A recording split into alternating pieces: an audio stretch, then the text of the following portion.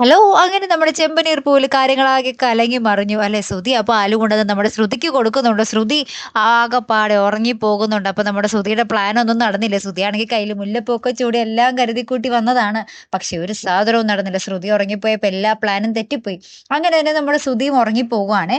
അപ്പുറത്ത് നമ്മുടെ രേവതിയും സച്ചിയും ആണെങ്കിൽ ഭയങ്കര റൊമാൻസാട്ടോ. അവര് നമ്മുടെ സച്ചി ഇരുന്ന് രാത്രി പാട്ട് പാടുന്നു. ഭയങ്കര റൊമാന്റിക് ആയിട്ട് രേവതിനെ കെട്ടിപ്പിടിക്കുന്നു. അപ്പൊ രേവതി പറയുന്നുണ്ട്, "ഓ ഒന്ന് വിടും എല്ലാവരും കൂടി ഇങ്ങോട്ട് എഴുന്നേറ്റേക്ക് വരും" എന്നൊക്കെ പറയുന്നുണ്ട്.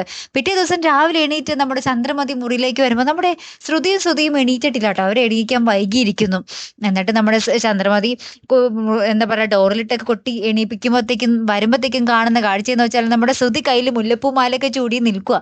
അപ്പൊ നമ്മുടെ ചന്ദ്രമതി ഇങ്ങനെ ശ്രുതിനെ നോക്കി കളി ഇങ്ങനെ ഭയങ്കര ചമ്മലിൽ പറയുന്നുണ്ട്, ഇപ്പൊ എനിക്കും മനസ്സിലായി നിങ്ങൾ എഴുന്നേക്കാൻ വൈകിയതിന്റെ കാരണം എന്നിങ്ങനെ പറയുക കേട്ടോ.